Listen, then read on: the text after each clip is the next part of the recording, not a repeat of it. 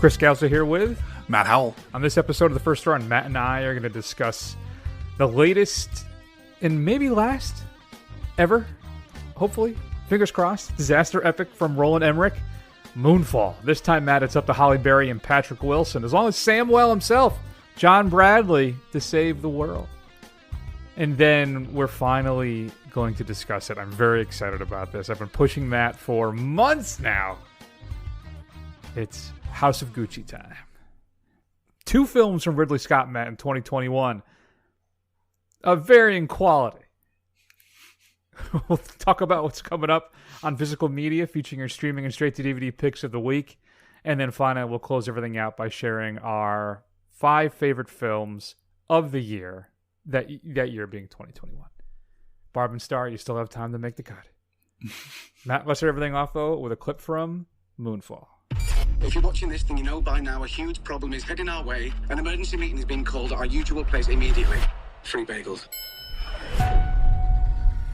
I've made a shocking discovery. I need you to get me in touch with NASA immediately. Well, NASA and I aren't really on speaking terms these days. Well, that'll change. When you tell them that the moon is out of orbit. There's no need to panic. I'm not crazy! Why are they lying about all this? It's too late to stop. You knew all this was happening before NASA. You're the unidentified source? Oh, yes. We're dealing with an intelligent entity. We're planning a mission to attack this thing. I'm asking you for your help. Say yes, Brian. Say yes, man. Did you enjoy Moonfall? What is it all about, Matt? What is going on with the falling of said moon? Well, you heard basically the plot right there in the trailer, that the moon is moving outside of its orbit and appears to be on a collision course with Earth. What made this happen? How could they possibly hope to stop this? You know, the frickin' moon getting ready to blast into the Earth.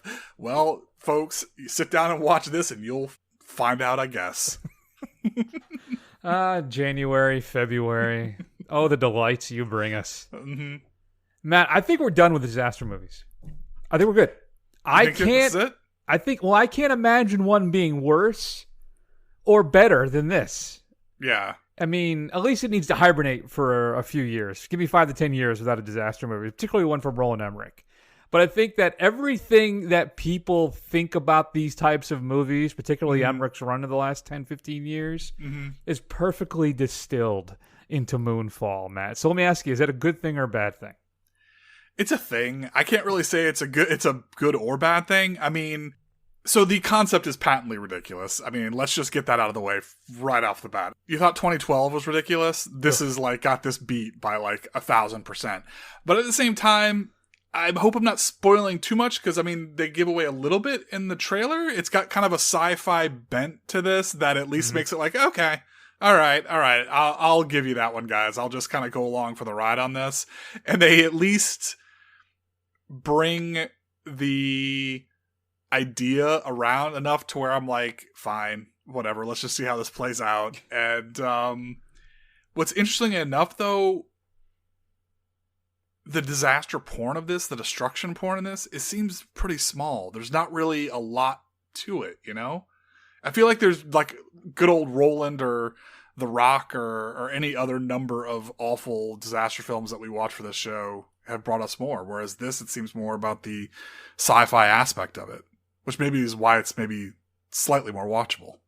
Yeah, they definitely seem to focus more on science. It's basically, it's the popcorn version. If you excise all of the philosophy and meaning out of Prometheus and wanted just to make a roller coaster ride while you were like, you know, high or really drunk or something, then you would get Moonfall. I think that's exactly it. Now, I think maybe minimal at times. I think the effects, though, are, enjoy the pun, moon rock solid, man.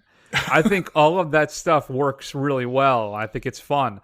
The problem is all of the effects we get with the Moonfall part, where we actually see the impact of what's happening, right, is undergirded by this dreadful subplot featuring like all the kids and associated family of our stars, where you're rooting for the moon rocks to kill everybody. I mean, I had no compassion for any of these characters and wanted most of them to meet some horrible end.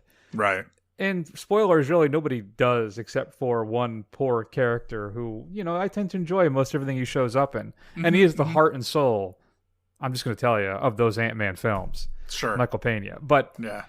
Still, I like the effects of it, but that subplot with the kids is infuriatingly distracting. Nobody cares.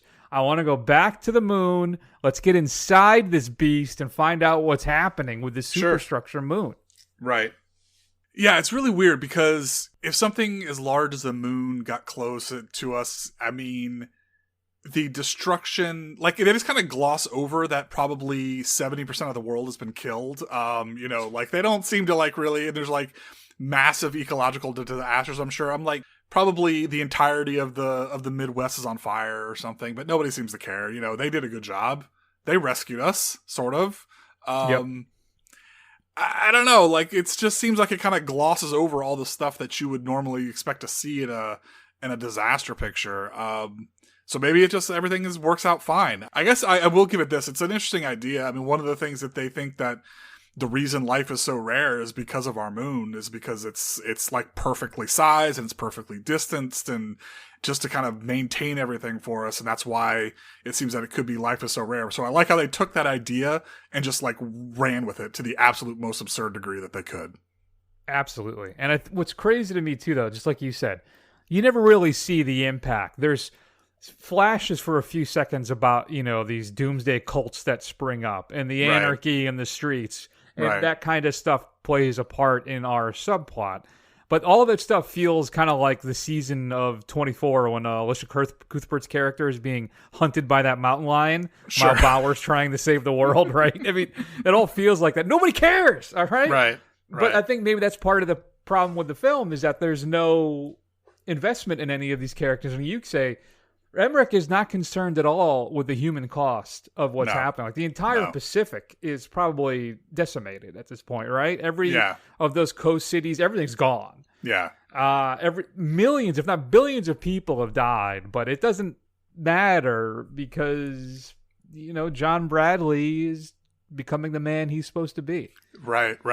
Yeah, you just think of it this way. I mean, probably in the entirety of the like Central American bridge is probably just disappeared. It's probably completely gone just by the way that the oceans came up. And, so like Guatemala's completely wiped off the map. Nobody seems to care, So like, I don't know. Like, if I seem to correct, I don't remember what the last one of Emmerich's films were. I do recall 2012. At least that seemed to be somewhat kind of focused on the human cost. And it did have some cool images, even if those were equally ridiculous with 15 mile high tidal waves hitting the Himalayas as the monks look on as this wall of water approaches. Good image, but it's ridiculous. We don't really get any of that here. Well, we do get kind of cheated, don't we? Yeah, we do. And I do like how the military's solution for everything is just let's nuke the shit out of it and let's see what happens. Yeah. I mean, I still think Universal Soldier and Stargate hold up pretty well for him, but I was never the hugest fan of Independence Day. I do not stand his Godzilla film. No. So, but then he did The Patriot, The Day After Tomorrow. I never saw 10,000 BC, and I haven't seen Anonymous. I don't think I saw White House Down I definitely didn't see Stonewall, nor did I see Independence Day Resurgent. Okay. Nor Midway. So I am deeply Not really behind. update. Yeah, no, in my Emmerich canon, unfortunately, or fortunately, depending on how you want to look at it. Sure. But, Matt, it's just an incredibly stupid film, but with lofty ambitions that it just never seems to attain. It doesn't. I appreciate Halle Berry and Patrick Wilson, I think, doing their best to take this thing very seriously, which I think is really the only way to go. I think maybe there's the occasional wink from Wilson in this film, right? But... it's basically just Emmerich took a bunch of genre films, threw it into a blender with a dusting of family drama, drank it, pooped it out, and then served it up to us. I think that's kind of how I feel about Moonfall. We do get Donald Sutherland, who shows up in his bit part. I don't know if he's just a personal friend of Emmerich, if he owes somebody money. I don't know what it is, but he shows up, which I always enjoy seeing Sutherland. But it's just a big budget B movie. It's really all it is. And I mean, it's enjoyable enough. I laughed out loud at least 4 or 5 times watching this film during, I think, some of the very serious scenes. Sure. So, like, there's this one thing, too, and I still can't wrap my head around, where Patrick Wilson, his character, rides his motorcycle to this hotel where the, what's his name there, is having his convention. John Bradley's having his convention of conspiracy people about the moon. Right. And Emmerich really focuses on the fact that he parks his motorcycle, turns it off, but leaves the key in the ignition. Like, he zooms in on that shot and runs into the hotel. And then that's it. And then never goes back to it again. And we never see it again. There's no point. And then, too, there's a scene where Patrick Wilson's, like, restoring his Camaro, this really kind of sweet car. Yeah. And it's like a focus of some stuff here. And that never shows up again. The car. Right. Either. There's a lot of stuff, like, these little plot things that he shows to that you would think in traditional movie storytelling are going to mean something later on. Yeah, and they never. Well, maybe they got left on the cutting room floor. Maybe the montage of Patrick Wilson dodging moon rocks in his sweet Camaro to the dulcet tones of Sabotage were cut. They're cut, and they're going to be on the unrated cut somewhere. Oh man, something to look forward to, I guess. Then that. Yeah. Do you have anything you want to add about Moonfall? I really. Yeah, I know people. I've seen people on film Twitter. I know people in real life that were inexplicably high on this. They were like, "Oh, this was actually a pretty fun movie," and I'm like, "Okay, I'm surprised, but I'll go in with an open mind." I don't know if those people are correct, but it's not a terrible movie. That's the most I can say for it. It's like a C movie, really. Well, I gave it a D+++. Did you? Wow. Because I think it's horrendous. Yeah. But some of the stuff is like laugh out loud funny. Yeah. That I had a good enough time watching this that I would maybe recommend. You can check it out when you're at home on your HBO Maxes, your Netflixes, wherever this thing shows up. Mm-hmm. But that's the best I can tell you. And I need a little bit more, as you said, disaster porn. I need a little bit more. So maybe if this mythical unrated cut actually exists, we can see a little bit more of that.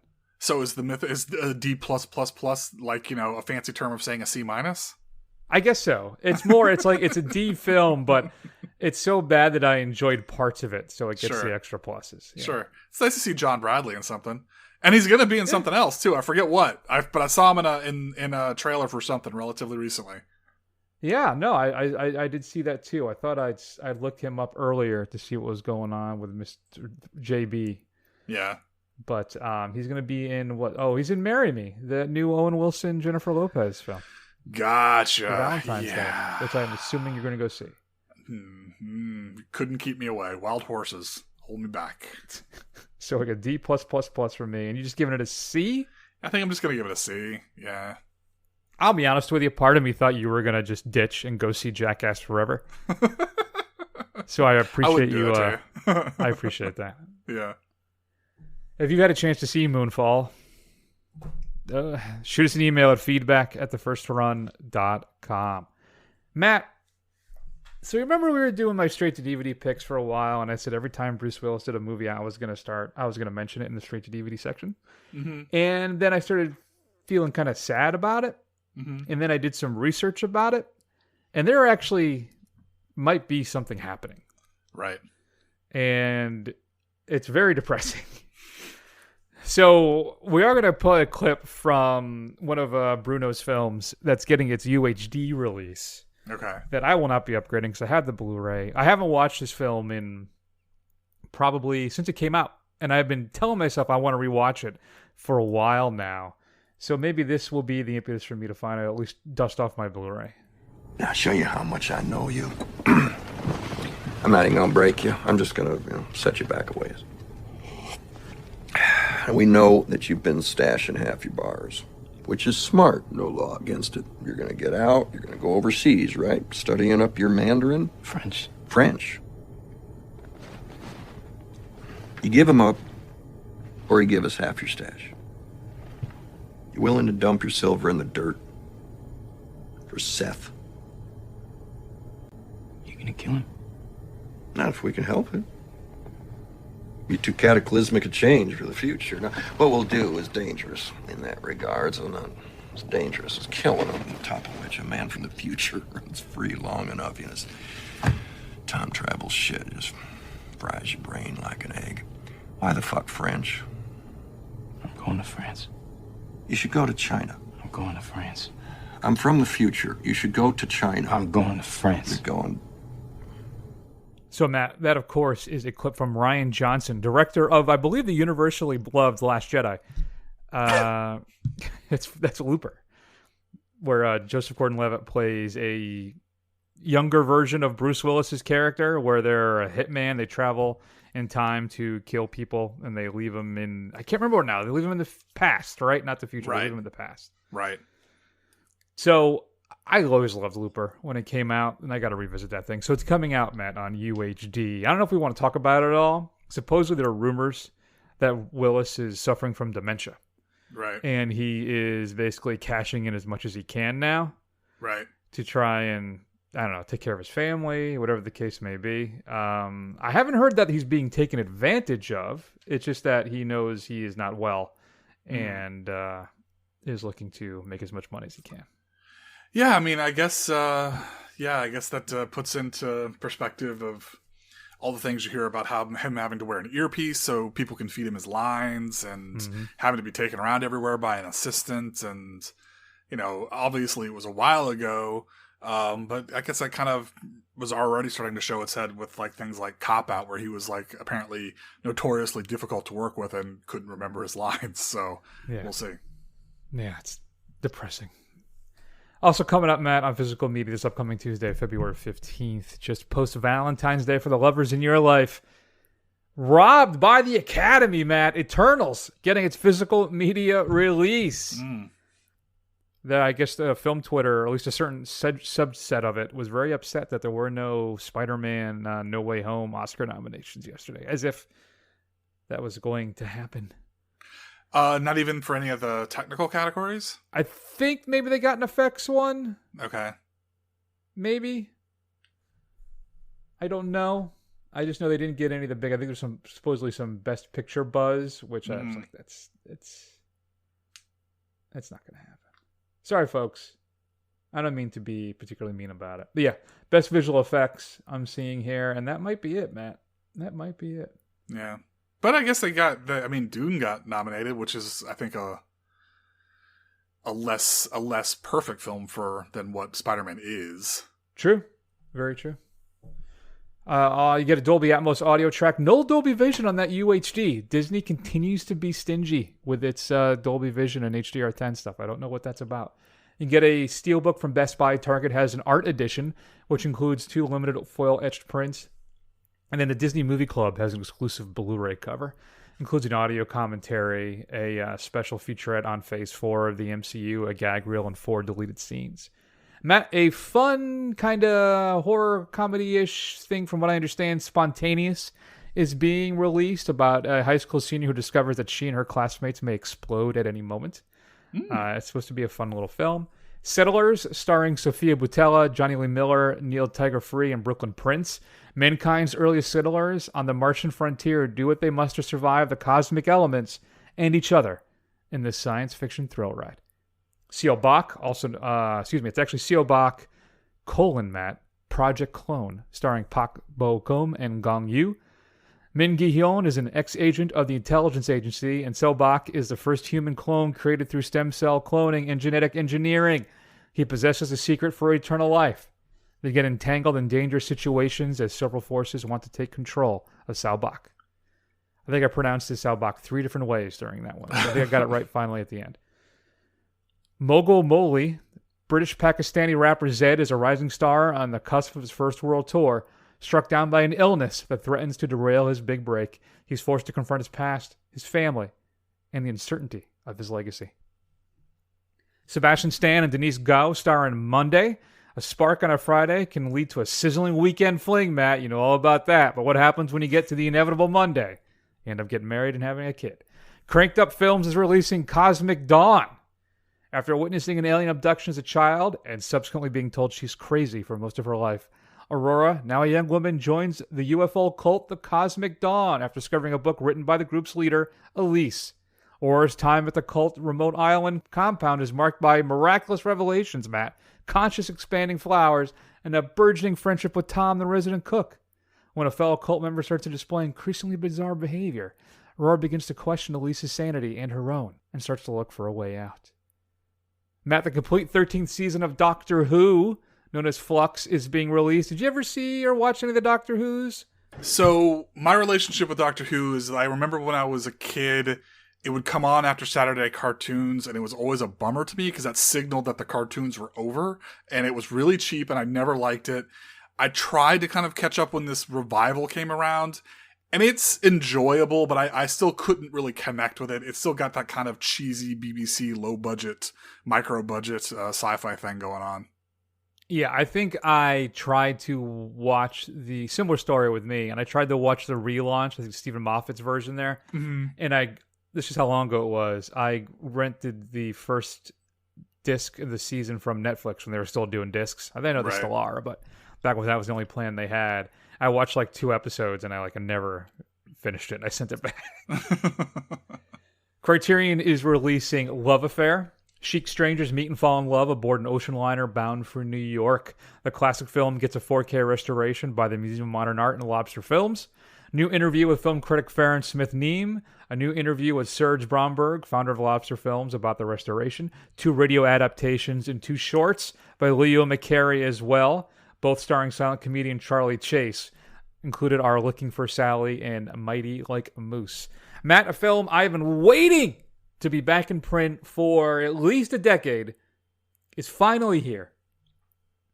Kids in the Hall Brain Candy is getting its Blu-ray release. Oh, wow. I will be picking this one up. A favorite of my youth. One of my favorite shows growing up. What about you? Were you a Kids in the Hall fan? Yeah, I wasn't a huge fan, but I really liked Kids in the Hall. It's one of those classic sketch shows that you have to kind of check out. Yeah, so I'll be picking up Brain Candy as soon as I can. Also coming up from Kino Lorber, an attempt at a low-budget franchise, I believe from Canon. Remo Williams, The Adventure Begins, starring Fred Ward. This is that very famous VHS cover, Matt, you remember from going to the video store, of the guy kind of losing his grip from the crown of the Statue of Liberty. Okay. If you just Google Remo Williams, you'll know exactly what I'm talking about. You've probably seen it 1,000 times in your life. It includes audio commentaries and 5 featurettes on the making of the film. Kino's also releasing some other stuff. Murphy's Law, the Charles Bronson film, gets a new interview with actor Robert Lyons. Also, The Final Option from 1982, also known as Who Dares Wins, including an audio commentary. Kino's also throwing out there Damaged Lives and Damaged Goods, as well as Forbidden Fruit, The Golden Age of Exploitation, Volume 13. Warner Archive is releasing the 1948 version of The Three Musketeers, a brand new 4K restoration on that one, Matt. 200 cigarettes. Listen to this cast. I never saw this. I remember I always wanted to, but I didn't do it. It was right kind of in my formative years. But 200 cigarettes featuring Ben Affleck, Dave Chappelle, Casey Affleck, Guillermo Diaz, Kate Hudson, and Janine Garofalo. It's a collection of 20-somethings who try to cope with relationships, loneliness, desire, and their individual neuroses. Matt, you know what I did pick up yesterday? $5 sale from iTunes. I went a little hog wild. I picked up The Talented Mr. Ripley, Never Let Me Go, Okay. and Reality Bites. Wow. $5 a pop. I didn't Not own bad. any of those films in any capacity. Nice. Nice. What else we got? Shout is releasing Lipstick featuring Margot Hemingway, Chris Sarandon, and Perry King with 4 new interviews. Paramount is releasing a bunch of stuff. In Dreams, this is a bunch of stuff from the 90s. Annette Bening, Aidan Quinn, Stephen Ray, and Robert Downey Jr. Intersection featuring Richard Gere, Sharon Stone, and Lily Davidovich. Nick of Time featuring Johnny Depp and Christopher Walken. Man, I remember that movie stinking. Other UHD release outside of Looper, Matt, the classic werewolf film. No, not that one. I'm talking about Joe Dante's The Howling is being released. And then finally, your straight-to-DVD pick of the week, Matt. I'm going to go with Lockdown. An angry mob, fed up with a deadly virus that has wiped out most of the population. They attack a school to rid their city of those they suspect are spreading the disease. One man must rescue his sister and fight his way out against the armed militia. That man, Kevin Nash, the wrestler. All right.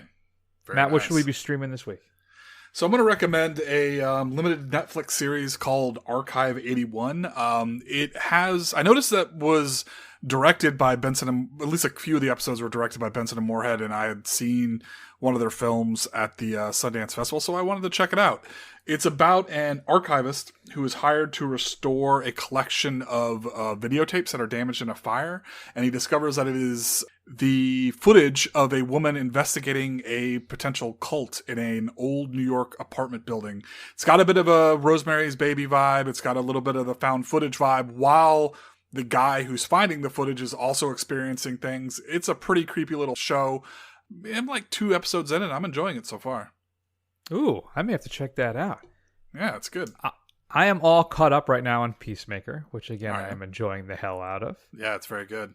Boba Fett has smartly focused on The Mandalorian for 2 Right. episodes now. Right. And then I have watched the first 2 episodes of Reacher as a middle-aged white guy. I How feel was that? obligated. How was that? It's okay.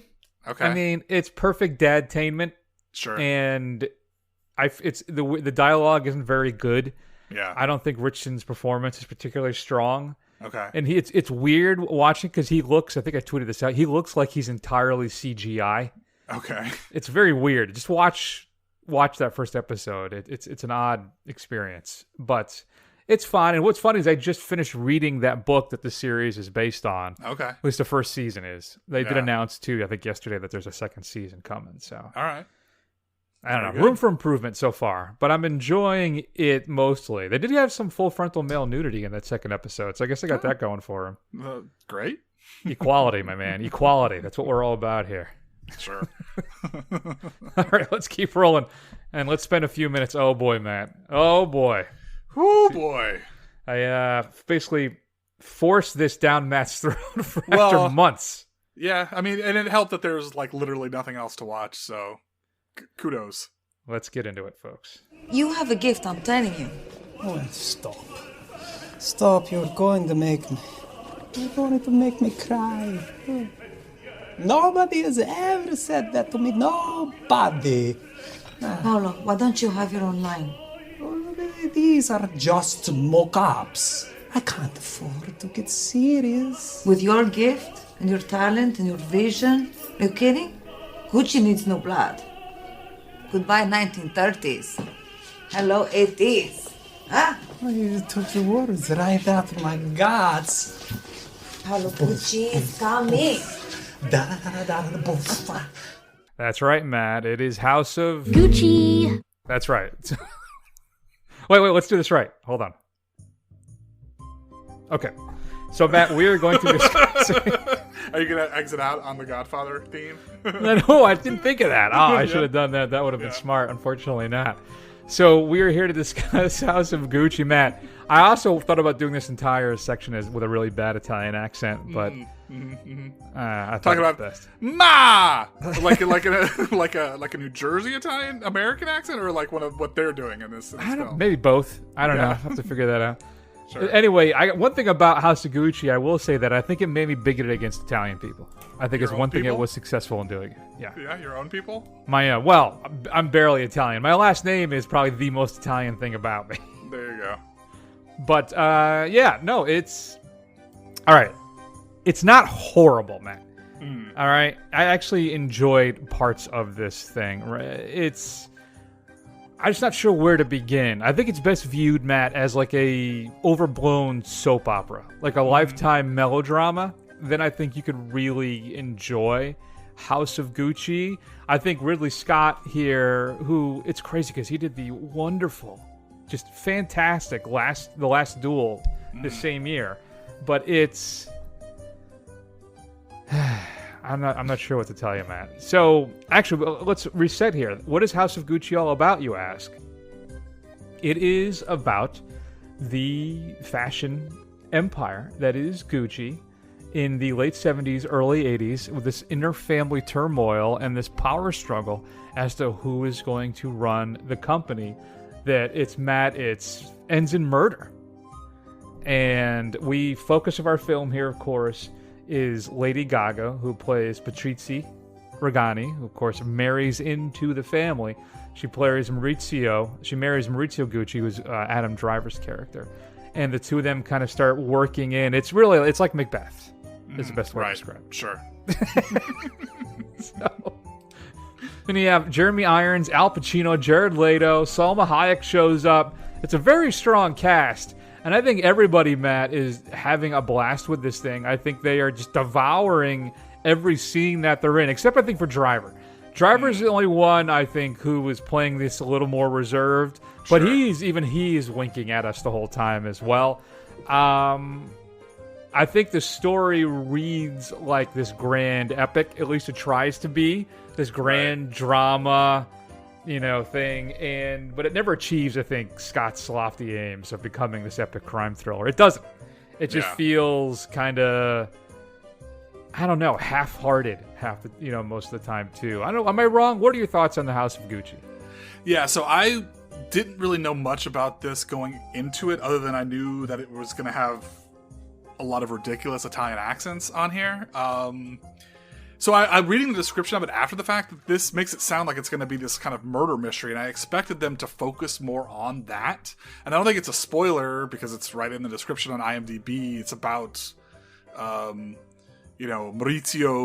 Gucci being killed by his wife. And well, yeah, it's not like it's a big secret. This actually happened. Right. But I expected that to be the focus of the film. And that's not really what it is. Like you said, it's like this soap opera where they kind of go through this entire lifetime of Gucci. And are you making that louder? No, I actually turned it down, which is funny to me. I actually turned it down because I thought it was too loud. Yeah.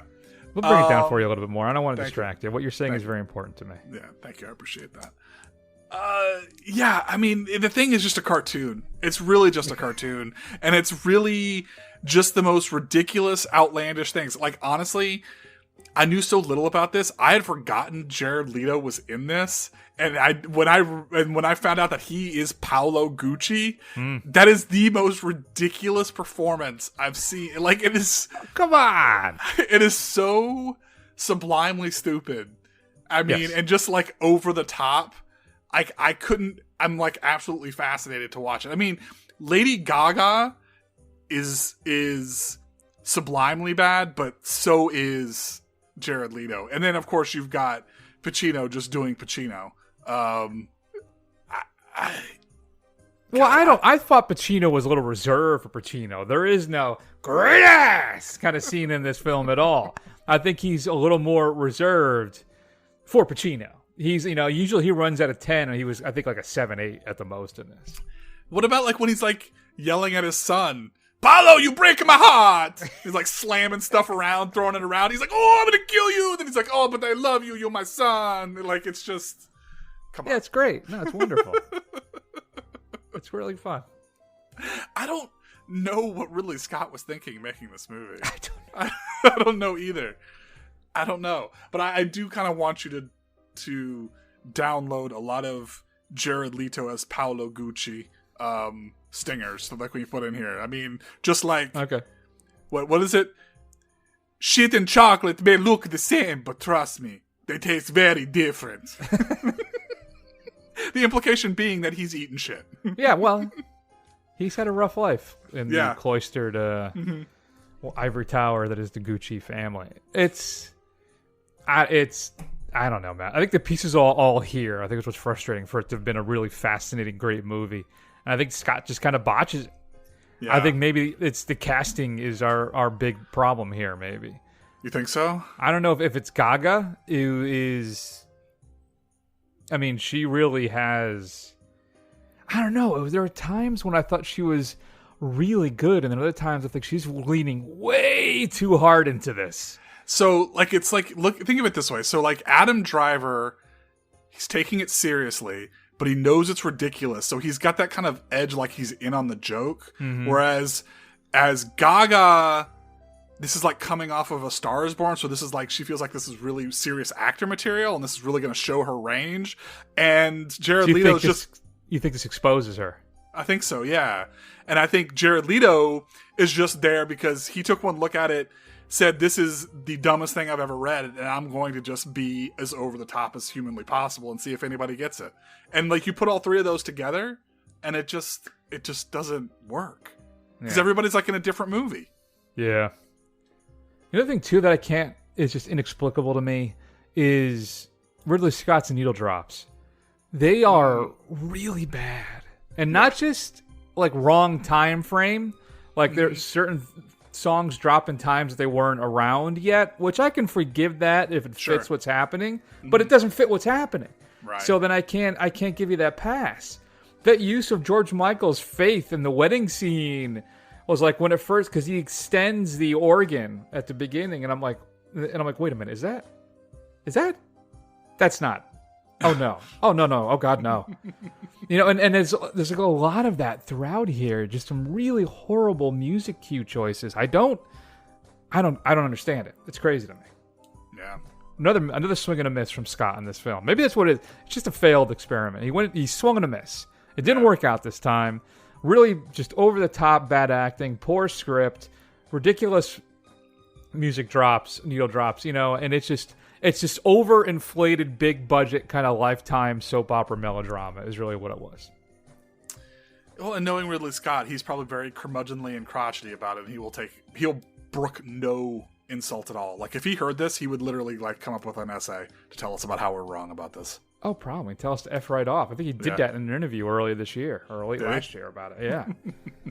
And more power to him. He's Ridley Scott. He can tell me to F off whenever he wants. He has definitely earned that. Sure. Who the hell am I? Besides being just awesome. Matt, I've said I feel like I hated this film, but I didn't. I gave it a C. Yeah. I think there's enough here that's to enjoy. It just doesn't come together. Yeah, I'll give it a C as well. I mean, it's an experience, and I think you should experience it once. And I can see this thing becoming kind of like a cult, like, it's so bad, it's good kind of thing. Mm-hmm. Fair enough. Should we just let the song play out for a while? It's nice. Can't we? Just as we go through our 1 through 5. If you have had a chance to see House of Gucci, go ahead and shoot us an email at feedback@thefirstrun. We would love to hear your thoughts on it. Matt, let's go ahead and close out the big show by sharing, I think, our 5 favorite films of 2021. It's been a really fun, interesting year, I think, last year, Matt. So let's just move on. So we get to Florida and show up at this nasty motel. Don't worry about the smell. Ain't nothing a little air freshener can't handle. Oh. We gonna be at the club all night. This room for Derek. Do not trip. Don't trip. Yo, I'm not trying to stay here for real. Hey. I don't want to see your face like that. You only gotta be here till they get done with what they gotta do. Our room's not ready. What can I do? I'm not a hotel. I can't make it ready. I got that. It don't make any sense putting a bunch of money into a room you're gonna be in all alone. You're not gonna like that. So, we save money today. What? And get to the pool and the pina coladas tomorrow. Exactamente. But can I just come with you guys to the club? Nigga, what did I just tell you? Hey. I'm sorry. Oh, poor Derek. Poor Derek. That, of course, is a clip from Zola. Matt, have you had a chance to catch up with Zola yet? I have not, no. I enjoyed Zola. Didn't quite make the list, unfortunately, but Taylor Page, Riley Keough, Nicholas Braun, Coleman Domingo, you heard all of them in that particular scene. It's an experience, I'll tell you that. And it's a good tight, 85 minutes, Matt. So I think you might enjoy checking out Zola at some point. All right, so I guess I go first this time and give you the ultimate number one. Is that how we did it? I think I want you to have the ultimate number one. I feel like you're the artiste in this relationship. Yeah, right. Fine. So start us off, Matt. What was your 5th favorite film of 2021? All right, so my 5th favorite film of 2021 was Judas and the Black Messiah, starring Daniel I'm sorry, I do this every time. Yes, thank you. And Lakeith Stanfield, who I is probably one of my favorite actors working today. And then that basically talks about the infiltration of the Illinois Black Panther Party that led to the killing of I'm drawing a blank on his name. Fred Hampton. Yes, thank you. Yeah, it's a powerful film. It's just like another, again, look at kind of this turbulent time in American history, and the performances are fantastic. Besides the two principals, you've got a good supporting cast. Jesse Plemons is in this. He's always a fun time to watch. So I thought it was a very strong film for early in the year. Yep. Yeah. No. Yeah. Great. My number 5, then, Matt, is going to be Gio Takanau's Titan, featuring one of my favorite performances of the year by Agatha Russell, about a young woman who, how do I put this, has an illicit experience, a sexual encounter with a car that impregnates her. And she also happens to be, like, not well-adjusted, Matt. She was in a car accident as a child, and there's something wrong with her. She kills people. Okay. And then she goes to hide out amongst a group of firefighters, pretending to be the long-lost son of the chief firefighter. So she has to hide who she is as she is experiencing this inner transformation in one of the most visceral films I've seen in recent memory. This is the same director who did Raw, that great little cannibal film from France a few years ago. And this film is just really weird and unsettling and bizarre, but also has a lot to say about identity and love and family and acceptance. And it's a really just an insane experience that I think everybody has to check out at some point. That may not be a film for everybody. And Matt, I don't think you've seen it, correct? I haven't. It's on my list of things to watch, but it's still not available on any of the streaming services, and I'm kind of hesitant to drop down some cash to rent it at this point, so I'm just kind of waiting it out. Fair enough. But yeah, my number 5 favorite film of the year. It's stayed with me this entire time. So what do you got for 4? My number 4 was previously highlighted on Chris's list, but I think I enjoyed it a lot more than he did. It's The Green Knight, the retelling of Sir Gawain and the Green Knight Christmas story. So Christmas movie, bring it out when you're, hanging out with the fam. But basically it's about a Knight of the Round Table who makes a wager with a inhuman Green Knight, and it's about his journey to kind of fulfill his obligations, starring Dev Patel, Alicia Vikander, Joel Edgerton. This is a very surreal, strange film, kind of rooted in Celtic mythology. So this thing is just like right in my wheelhouse. It's creepy. It's very atmospheric. It's beautiful at times to look at, and it doesn't kind of spoon feed you things. It lets you kind of figure out and guess what's going on and kind of come to your own conclusions, which I enjoy. So this is a film that kind of sat with me, and it's one of the few films I'll probably will add to my collection at some point in the near future. Yeah, I picked it up on UHD about a month ago because it was like $10 on Amazon for the UHD. So I jumped all over it. But that's a good pick. It was higher up in my list, obviously, as you'd stated. But speaking of films showing up higher on other people's lists, Matt, my number 4 then is Michael Sarnowski's Pig, featuring, I think, one of the best performances of the year with Nicolas Cage, who did not get a nomination. By the way, people, he was not nominated, which is a tragedy, because Cage, again, I know this is basically a cliche at this point, but it proves that Cage is still one of the best working actors today. But a stunning film about loss. He is a chef who loses his wife and his life spirals out of control. And he has his prized truffle finding pig that is abducted, and he is on a mission to find it. It is not like a Liam Neeson action thriller type film at all, though it kind of makes you feel it may go in that direction at some points. But there is something much deeper happening here, and features probably one of my favorite scenes of the past 10 years in that restaurant when he confronts that other chef about his passions. One of the few times this year in the theater that I was moved to tears. And Pig is my number 4. Yeah, Pig is great. I really do want to do I think I might have to put my foot down. If I have one say this year, I would really like to do a Nick Cage marathon of all of those crappy, like, under the radar films that he does that, like, nobody sees. So I would really like to go check some of those out to see the Nick Cage at his cagiest. We should tie it in then with that, what is it, Undeniable Talent film, whatever it's called, where he teams up with Pedro Pascal. All right. Okay, sure. Yeah. Let's do it.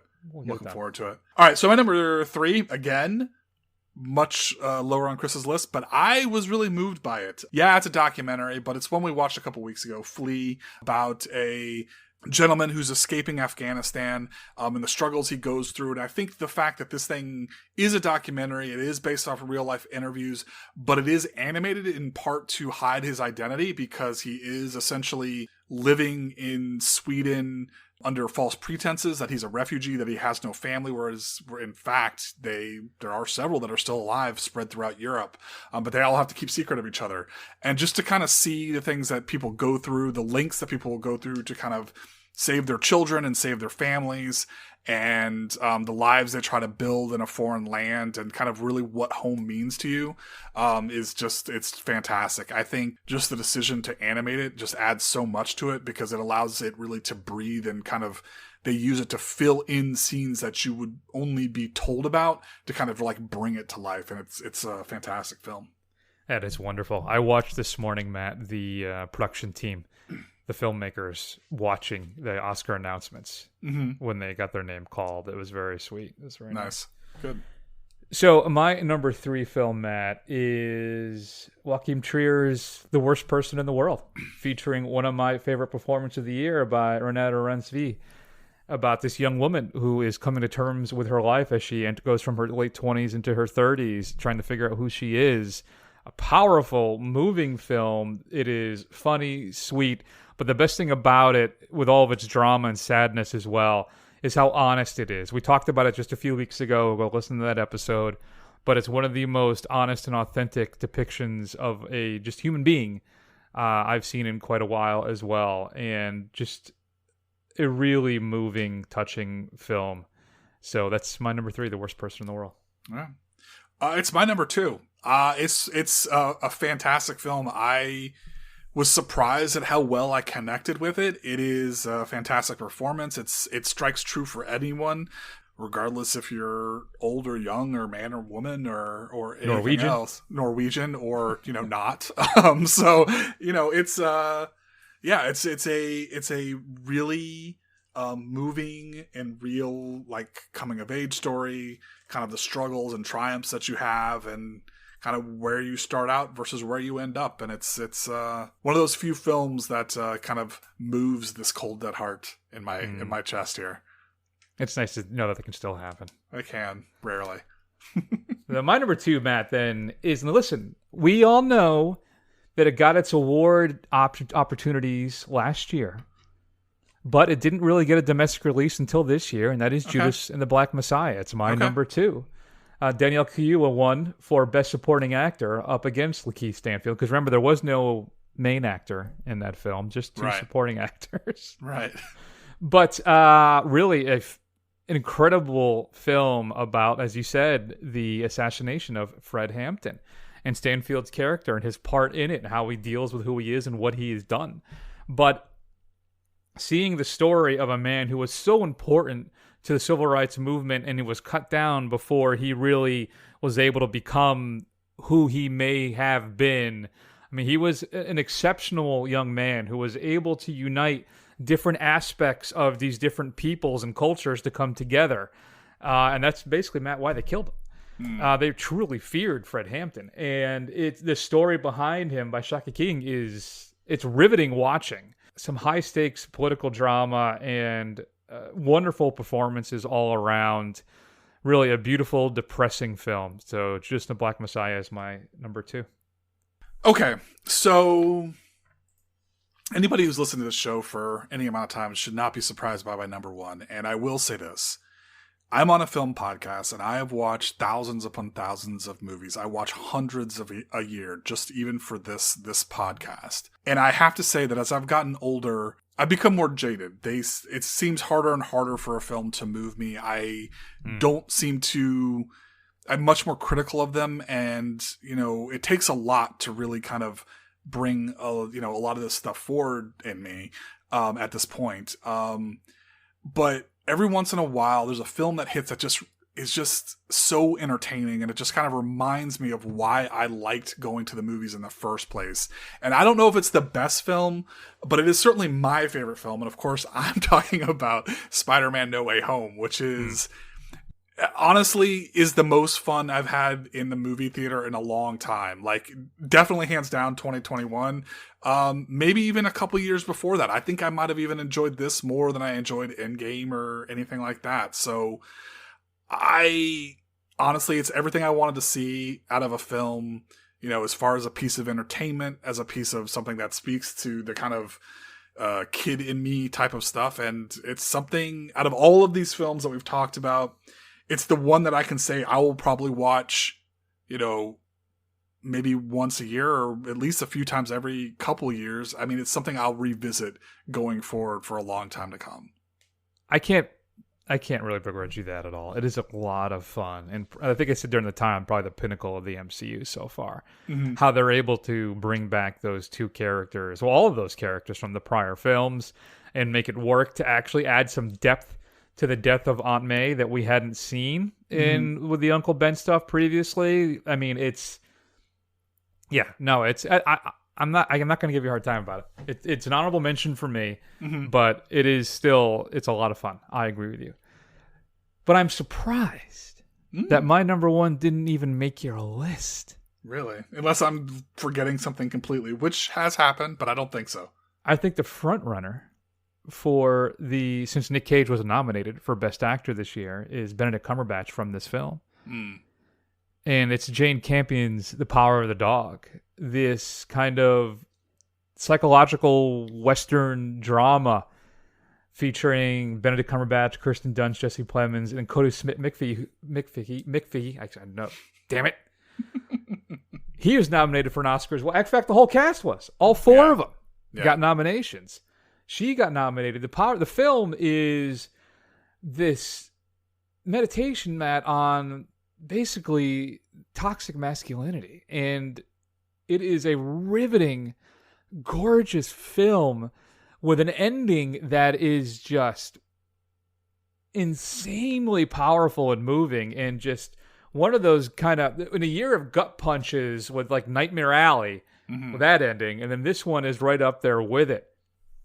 And Cody Smith-McPhee is so great in this film, how subtle he is throughout, and what's happening the whole time behind the scenes, behind his eyes, is just fascinating and terrifying.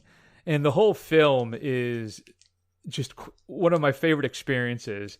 I'm upset that I watched this on my television. I really wish I could have seen this in the theater to kind of get that large, grand experience, because it is beautiful.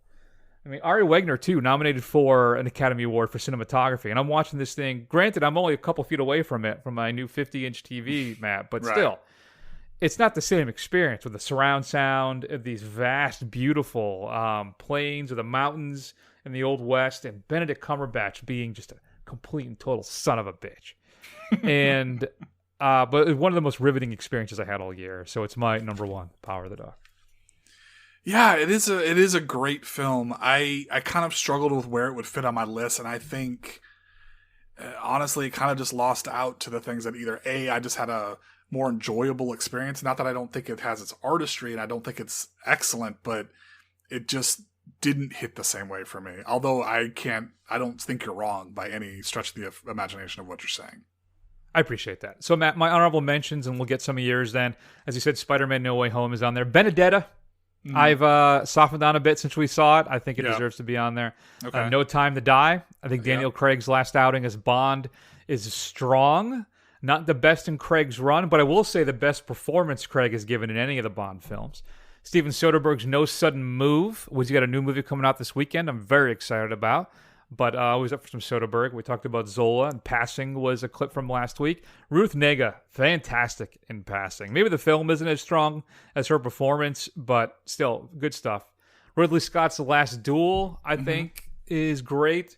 Barb and Star, Matt, I know you had mentioned it last week. It was a lot of fun. Drive My Car didn't make the cut. You liked Lamb, was on yours. Same with Saint Maud. Dune for you as well on your list. Yeah. Here's one that was weird for me. The first time any of his films have not made my list since we started doing the show, Licorice Pizza, P.T. Anderson's film, did not make my list. Yeah, I didn't even make my honorable mentions. It's okay. Like, I didn't see what the big deal about it was. It's good, but it's not great. And then one last thing I want to mention is an Argentinian film called Azor. I saw it when I was in New York last year. And it is an incredible film. I actually really thought about putting it in my top 10 about this banker. His partner disappears. Mm-hmm. And he goes there, and I guess he caused a lot of problems for people while he was there. And he's there to smooth things out. But there is something nefarious happening at the entire time while he's there. And again, in a year of gut punch endings, Azor's right there at the top. I can't recommend it enough if you haven't seen it. I think it's available on Mubi. Is the only way to track it down right now. Although I think you can rent it like on iTunes and stuff. But I would highly recommend Azor as well because it goes places you are not expecting. So, any honorable mentions for you, Matt? Yeah, so Nobody, the Bob Odenkirk film, he does his best John Wick impression. Nightmare Alley, Barb and Star, The Power of the Dog, The Last Duel, The Tragedy of Macbeth, the new Coen Brothers film starring Denzel Washington, Malignant. I was surprised at how fun I had with this. Love and Monsters was a good little B-movie monster film. That was pretty fun. A film that I saw for Sundance last year, which I don't think still hasn't come out for wide release, Wild Indian, about a young Indian who's trying to kind of leave his past and the reservation behind him and some of the horrible, horrible things that he's done, kind of integrate into white society, if you will. The Blazing World, because it was crazy, and 8 for Silver, which is actually coming out, that weird werewolf movie that we saw, again, for Sundance. It's coming out, I think, this month, called The Cursed. I had some pretty good time with that as well. Yeah, I saw that. It was a trailer for me in front of Moonfall. Yeah. So, yeah, good times. All right, folks, what are your favorite films of 2021? We'd love to hear your thoughts. Shoot us an email at feedback@thefirstrun.com. Matt, and that's it. We have closed the door on 2021, though we will be catching up some other films. Like, we're still going to see Red Rocket and discuss that at some point. There are a bunch of films, actually, from 2021 I still want to see at some point. But our list is in the books. Next week, coming up on the big show, I guess we're going to do the new Liam Neeson action film. Sure. I have already forgotten what it's called. Blacklist? I want to say Blacklist. That's not right, but I feel like that's what it is. Black Lightning? Black something? Yeah, I think so. Yeah. And then we'll be discussing Kimmy, the latest film from Steven Soderbergh. Oh, okay. So hopefully there'll be a ray of sunshine in that for us. In the meantime, check us out on Facebook, YouTube, Instagram, Twitter. Do a search for The First Run. Scroll. Eventually you'll find us. Head over to Apple Podcasts. Give us a review. It'll help other people find the show. And I guess that's it. Want you all to take care of yourselves. We love you very much. And we will see you soon.